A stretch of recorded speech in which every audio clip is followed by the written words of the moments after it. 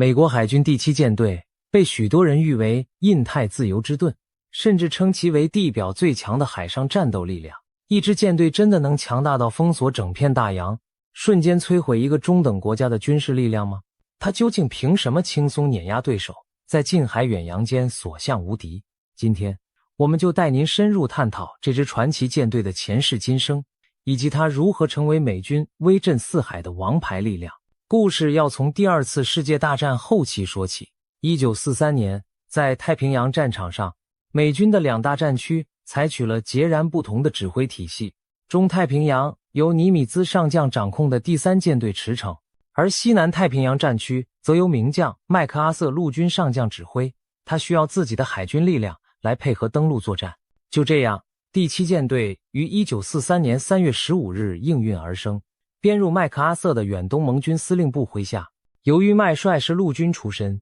当时太平洋舰队司令牛仔哈尔西上将还曾戏称这支新舰队为麦克阿瑟的海军。毕竟第7舰队不归他管，而专供麦帅调度。诞生之初的第7舰队规模不算大，却在决定二战走向的关键战役中一战成名。1944年10月，美军发动菲律宾雷伊泰湾登陆，第7舰队在舰队司令金凯德中将指挥下，投入700多艘舰艇为登陆部队护航，同时配合哈尔西的第3舰队对抗日本海军的最后反扑。这就是历史上规模最大的海战——雷伊泰湾大海战。炮火连天中，第7舰队的护航航母群和战舰编队奋勇迎敌，重创了日本舰队。其中护航航母编队一度陷入险境，但凭借将士们的英勇和巧妙指挥，他们击退了日军集中猛攻。最终，联合作战的美军在雷伊泰湾歼灭了日本主力舰队，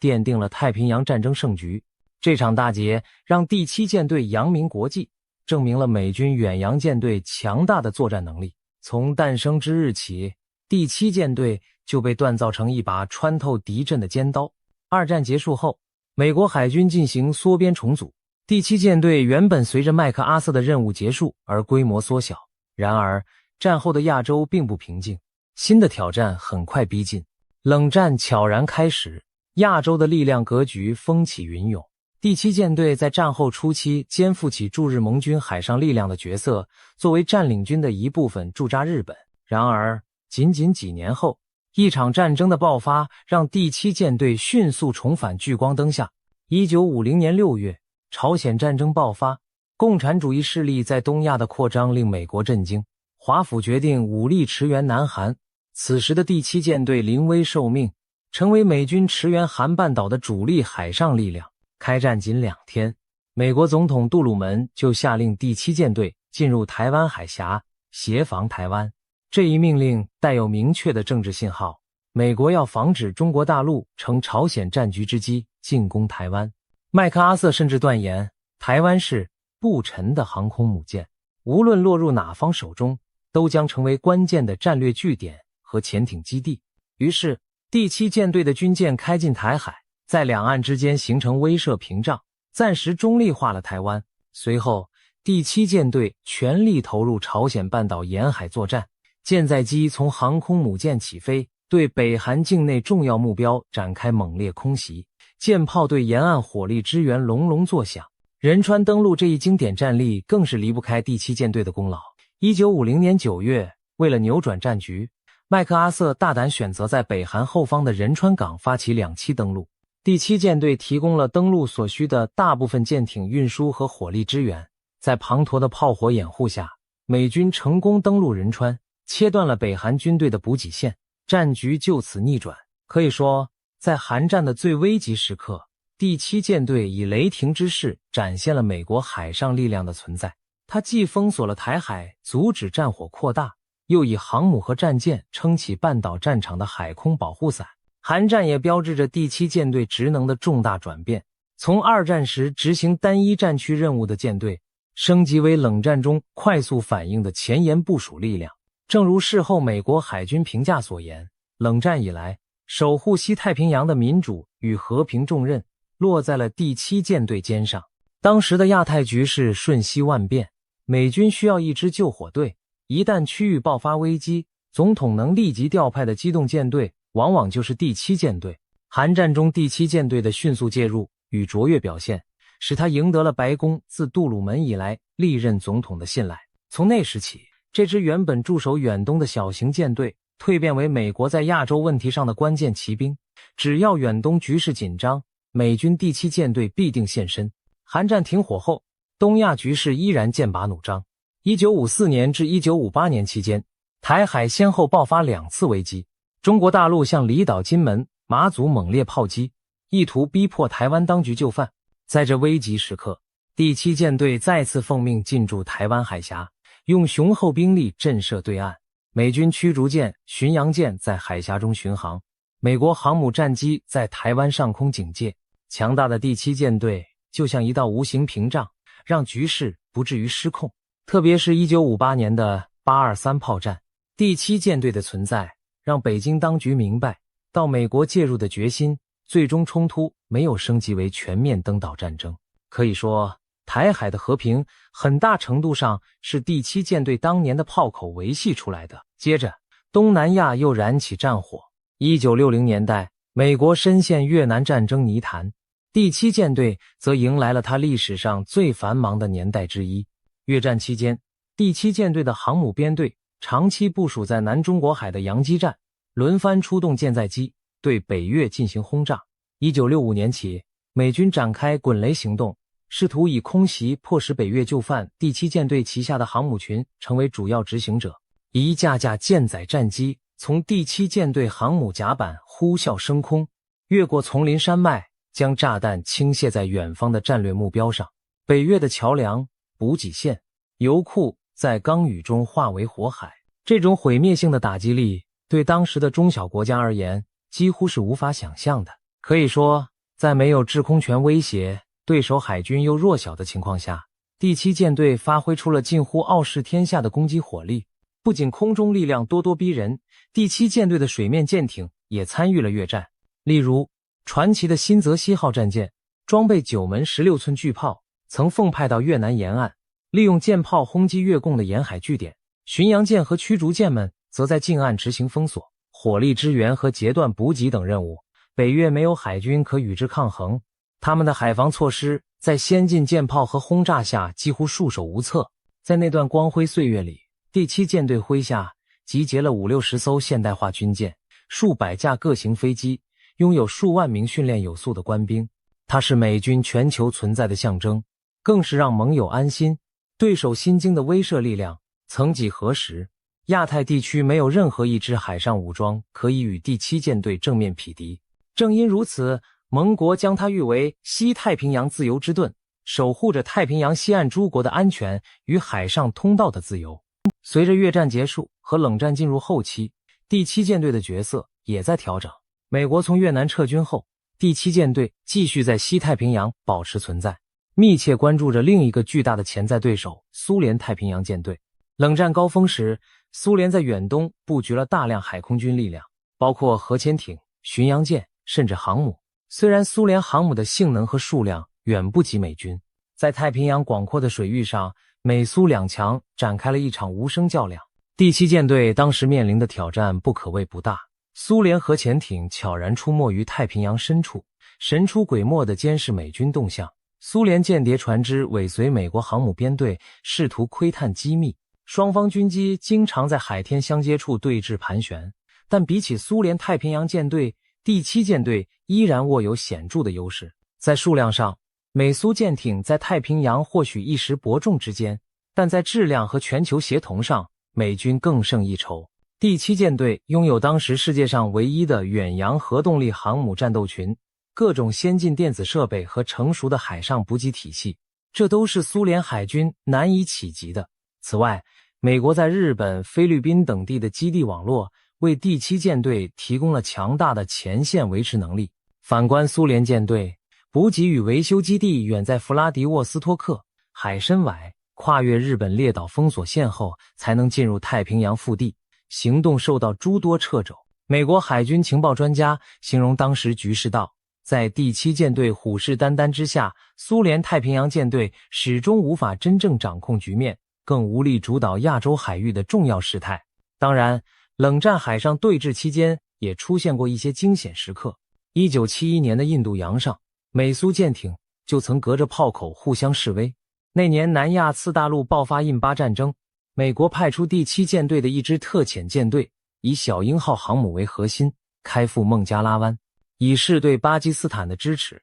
苏联不甘示弱，也调遣海军进入印度洋，结果两国舰队隔海对峙，引发国际关注。最终双方并未爆发冲突，但这次事件让华盛顿更清醒地认识到，美军需要在全球更多战略要地保持舰队存在，以免捉襟见肘。不久之后，美国着手完善舰队布局。1990年，海湾危机爆发，伊拉克入侵科威特。由于中东地区当时没有美军专责的海军舰队，美国临时将第7舰队派往阿拉伯海域应对战事。第7舰队司令当即兼任了中东地区海军指挥官，将部分舰艇调往波斯湾参战。凭借强大的机动能力，第7舰队成功填补了空白。战争初期，小鹰号与中途岛号2艘航母迅速从西太平洋赶赴波斯湾，在沙漠风暴行动中出动舰载机，对伊拉克目标狂轰滥炸。海湾战争结束后，痛感中东舰队空缺的五角大楼决定重建第5舰队，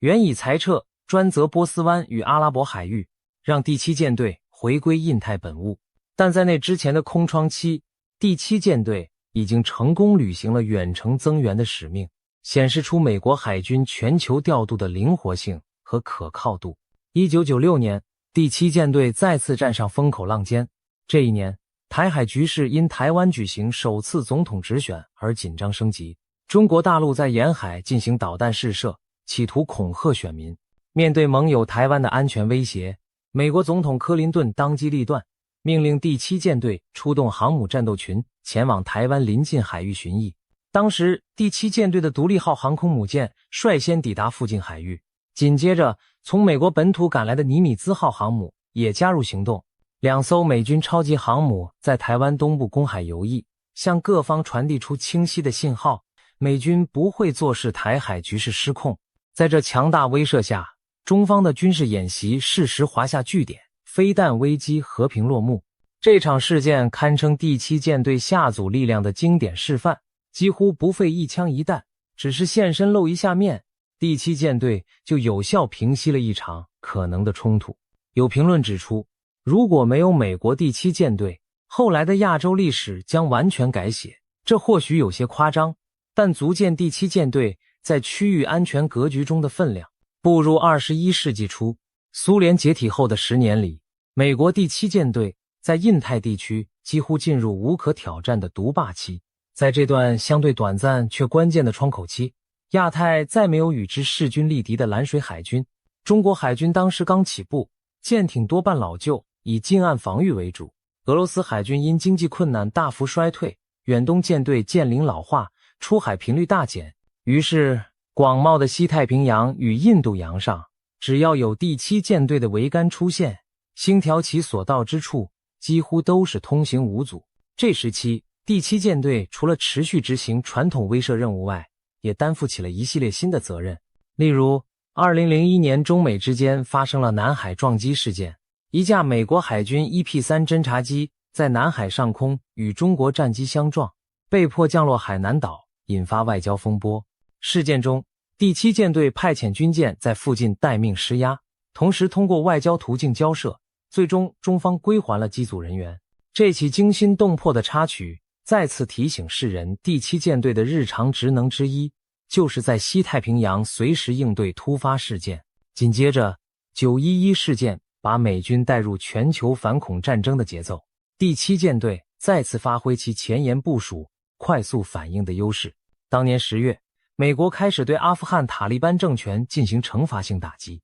第7舰队常驻日本的小鹰号航母火速南下，驶入印度洋参与行动。由于阿富汗是内陆国家，航母成了空袭的流动基地，第7舰队的舰载机跨越浩瀚海洋，深入内陆执行精确打击。2003年伊拉克战争期间，第7舰队同样提供了一支航母编队支援，由小鹰号和后来部署的星座号航母执行对伊空袭任务。虽然中东 nominally 属于第5舰队辖区，但第7舰队作为太平洋的劲旅，在必要时毫不犹豫跨区增援，展现出美军全球调兵遣将的弹性。除了战争，第七舰队也积极参与人道救援和国际合作。2004年印度洋发生毁灭性的大海啸后，第七舰队立即投入统合协助行动，派遣2栖舰与支援舰载着救援物资赶赴印尼、斯里兰卡等受灾地区救援生还者，运送医疗物资。2011年，日本发生震惊世界的东北大地震与海啸，第七舰队同样第一时间出动，旗舰蓝岭号指挥舰赶赴日本东北沿岸调度，航母罗纳德·雷根号驶入灾区近海，协助运输直升机和淡水，提供了强大的灾后救援支持。这些善举证明，第七舰队不仅是战争机器，也是救援天使。在和平时期，它常态化与各国海军举行联合演习，打击海盗、缉毒反恐，成为维护公海秩序的重要力量。总的来说，冷战结束后的20年间，美国第七舰队在印太可谓予取予求，其战略存在横跨两洋，东起国际日期变更线，西达非洲红海沿岸，北抵白令海峡，南至南极海域。这片庞大区域面积超过13468万平方公里，相当于美国本土面积的14倍，涵盖了全球1半以上的人口和经济活动。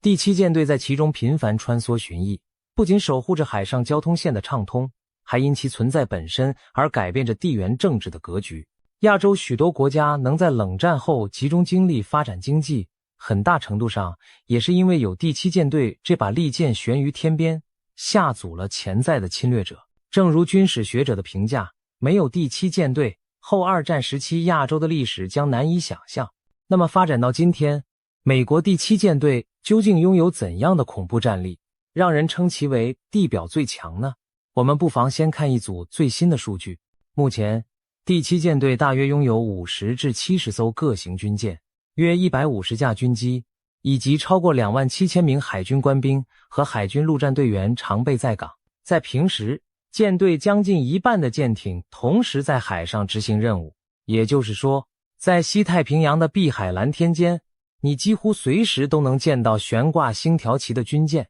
整个第七舰队由一名美国海军3星中将担任司令，直属美国印太司令部和太平洋舰队指挥。其规模之大，反应之快，使之成为美国海军最大、最繁忙的海外前沿舰队。第七舰队的中枢是一艘特殊的军舰——蓝岭号2栖指挥舰。这艘外观平平无奇的军舰其实是海上移动司令部，舰上设有完善的通讯和情报系统，能将战场态势源源不断地传送给第七舰队司令部。每当大型演习或危机发生时，蓝岭号就开赴前线海域坐镇指挥，协调千里海空的作战单元。由于担负旗舰任务，蓝岭号上甚至设有专门舰长之外的舰队司令官舱，供第七舰队司令及其参谋团队办公生活，宛如一座小型五角大楼漂浮在海上。第七舰队最具威慑力的王牌，莫过于其所属的航空母舰打击群。目前，第七舰队拥有一艘前沿部署的核动力航空母舰，那就是舷号 CVN-76 的罗纳德·雷根号。这艘10万吨级的庞然巨兽综合战力惊人，它长度超过300公尺，甲板如3个足球场并列，可搭载约70架各式舰载飞机，包括 FA-18 超级大黄蜂战斗攻击机、E-2D 预警机、EA-18G 电子战机、MH-60 反潜直升机等。每当雷根号航母战斗群驶赴某个热点海域，它自身的航空联队就如同一支空中军团，可以在方圆数百公里内同时进行制空、对海、对地和电子作战。一艘核动力航母意味着理论上无限的续航力。雷根号靠着核反应堆驱动，不需频繁加油，能以30节高速在海上持续航行20多年不换燃料，直到大修换料为止。这赋予第七舰队航母机动性上的巨大优势，真正的随时随地，说到就到。在航母周围，第七舰队通常为其搭配一支精锐护卫舰队，包括3至4艘提康德罗加级导弹巡洋舰和10多艘神盾导弹驱逐舰。这些舰艇装备先进的 NSPY 异箱控阵雷达和宙斯盾战斗系统，能同时追踪上百个空中和海面目标。它们携带大量防空、反舰、反潜导弹，使航母战斗群构成一个残酷的立体杀伤网络。敌方若试图以反舰飞弹或战机靠近，首先要面对的是驱逐舰和巡洋舰编织的导弹拦截网，一旦有漏网之鱼闯入，航母自身的战机和近防炮也绝非吃素，更别提水下暗藏的猎杀者。第7舰队常年在西太平洋部署着5至6艘核动力攻击型潜艇，例如先进的洛杉矶级和维吉尼亚级潜艇，它们悄无声息地护卫着航母，或在关键海峡执行巡航。这些潜艇能隐匿在数百米深的水下，一旦战争爆发，便如幽灵般出现在敌人门前，发射鱼雷和潜射导弹，将敌舰送入海底。除了制海制空利器，第7舰队还拥有令人胆寒的两栖作战力量。舰队下辖第76特遣队，第7舰队两栖作战指挥部拥有5至8艘两栖攻击舰、船坞登陆舰等重型舰只。当前驻日的两栖旗舰为美利坚号两栖攻击舰，它外形酷似小型航母，配备起降垂直、短场起降战机的甲板。美利坚号上载有美国海军陆战队第31远征队，搭载数十辆两栖载具与上千名陆战队员。一旦需要登陆作战，这些舰艇能在敌岸数十公里外释放气垫登陆艇、两栖突击车和直升机，将陆战队员乘舰只投送到敌方滩头。在过去几十年里，第7舰队的两栖特遣部队多次担任拳头角色，无论是和平时期的人道救援，还是战时对岛屿滩头的攻坚夺控，都少不了他们的身影。值得一提的是，第7舰队还下辖一支永久驻防外国的陆战劲旅，美国海军陆战队远征军的一部分，驻扎在日本冲绳。这支部队约2万人，随时可以登舰出动，与两栖舰艇无缝对接。海军陆战队员常说，我们上了两栖舰就是出征之日。有了他们，第7舰队不仅能在海上击败敌军，更能登陆上陆，夺取岸上据点。从空中、海面到水下，岸上第7舰队构筑起全方位的攻防体系。这种全维度的作战能力，正是其号称能轻松摧毁中等战力国家的底气所在。试想，如果一个中等国家的海空军与第7舰队短兵相接，会是怎样的结局？先不谈核武器等极端情况，单比常规战力，第7舰队的航母舰载机可在数百公里外先发制人，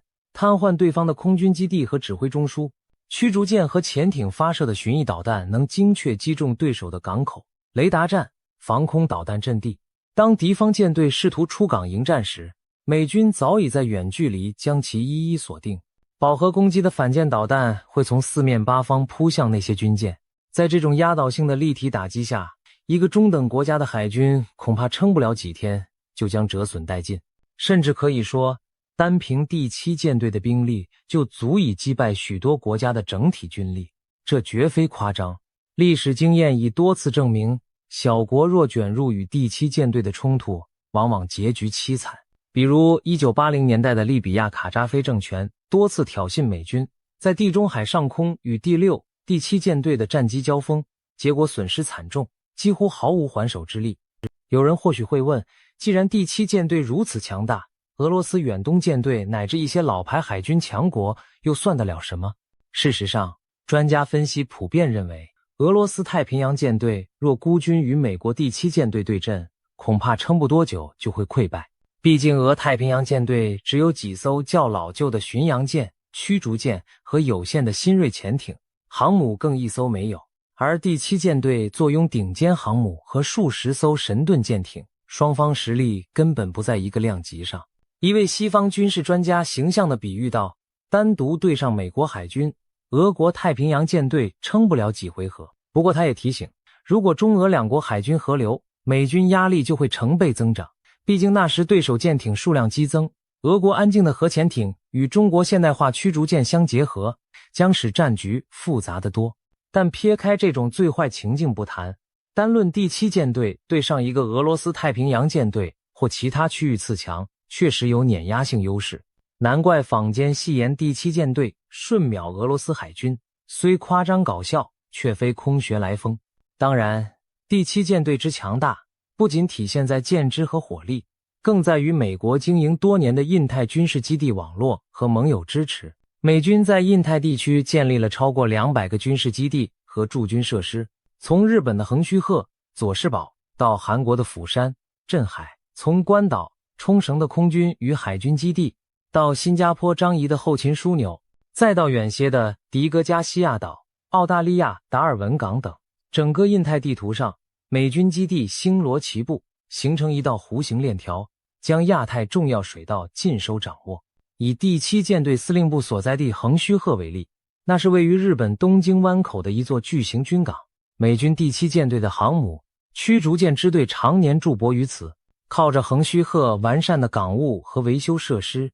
航母战斗群得以远离美国本土，常年部署在亚洲而保持战备。再看佐世保军港，位于日本九州，则是第7舰队、两栖舰队的基地，大型登陆舰与两栖攻击舰从这里出发，辐射西太各热点。关岛则是美国在西太平洋的战略要地，既是潜艇中队和远程轰炸机的前进基地，也是战时兵力投送与补给的中转站。遍布印太的这些基地，如同一座座坚实的补给站，为第7舰队源源不断地提供燃料、弹药、备件和人员休整。正因有这张基地网，7舰队才能长臂伸向整个印太，不论距离多远都能保持强大存在。除了基地，第7舰队还仰赖着强大的盟友体系，它并非孤军作战，而是和多国海上力量通力合作。首先，日本作为东道主盟友，海上自卫队的实力不容小觑，拥有4艘大型直升机航母，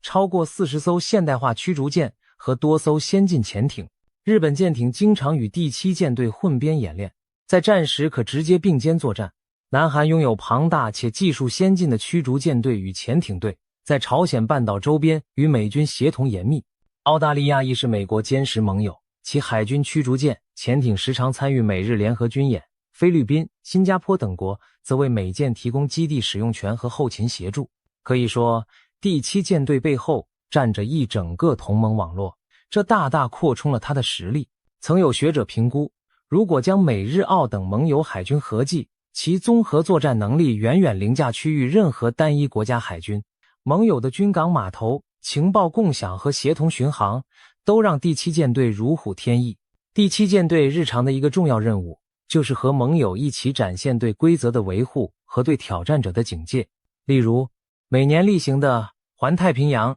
演习，7舰队都要与数十国海军在西太平洋进行大规模实弹演练，从反潜、对空到登陆无所不包，透出我们团结强大的信息。而近年针对中国在南海的扩张，第7舰队持续开展航行自由行动，派遣神盾驱逐舰驶入中国，声称拥有主权的岛礁附近12里内，以实际行动否定过渡海洋主张。每当美舰穿越台湾海峡或南海敏感水域时，都意味着第7舰队在执行政治任务，向各方表明美国主导的国际海洋秩序不可侵犯。这类任务往往伴随中方强烈反应和紧张对峙，但第7舰队官兵已经见怪不怪，他们明白这支舰队存在的价值之一就是挺身而出，维护一个自由开放的海洋秩序，即便需面对巨大压力和风险。尽管第7舰队如今依然威风八面，但不得不承认，他面前的挑战正变得前所未有的严峻。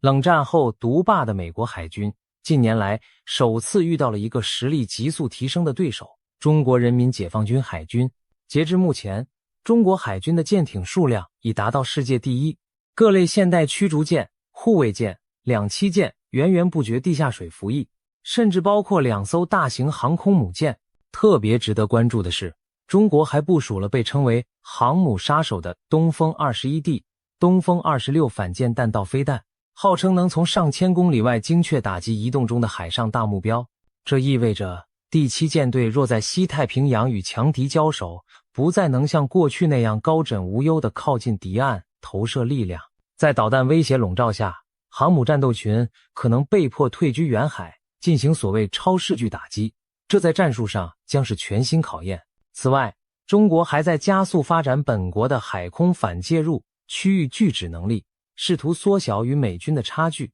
面对潜在对手实力增强，第7舰队并非没有准备。美国海军正在推行一系列变革，以确保其霸主地位不动摇。例如，引进更先进的隐形战机 F-35闪电 II 战斗机已陆续部署在第7舰队的舰艇上，包括在两栖攻击舰上起降的 F-35B， 以及未来航母舰载的 F-35C。隐形战机将大幅提升七舰队在高威胁环境下的打击与生存能力。此外，美军加强了导弹防御部署，在日本和韩国建有陆基神盾雷达，舰队驱逐舰也具备拦截弹道导弹的能力，以对抗中程反舰导弹的威胁。又如发展无人作战，第七舰队开始测试海上无人艇、无人潜航器，用于侦察、布雷乃至攻击任务。未来有望与载人舰艇协同作战，增加敌方预测和打击的难度。盟友方面，美国也拉拢更多印太伙伴，共同应对挑战。近年崛起的四方安全对话 Quad， 包括美、日、印、澳和 AUKUS 联盟、美、英、澳核潜艇合作等，都是为了凝聚力量制衡。第七舰队经常与印度海军举行马拉巴尔演习，提升跨洋协同作战能力。可以想见，未来若真的需要封锁某片大洋，第七舰队身边不会孤单，印度洋上可能会有印度舰队的身影。西太平洋上，日本、澳洲等盟友也将一同执枪站队。除了外部威胁，第七舰队自身也在克服内部的阴影。2017年，舰队在亚洲水域连续发生2起严重碰撞事故。先是导弹驱逐舰菲茨杰拉德号在日本附近与商船相撞，造成7名水兵殉职。不久，驱逐舰约翰麦凯恩号在新加坡附近撞上油轮，又有10名水兵丧生。短时间内的接连事故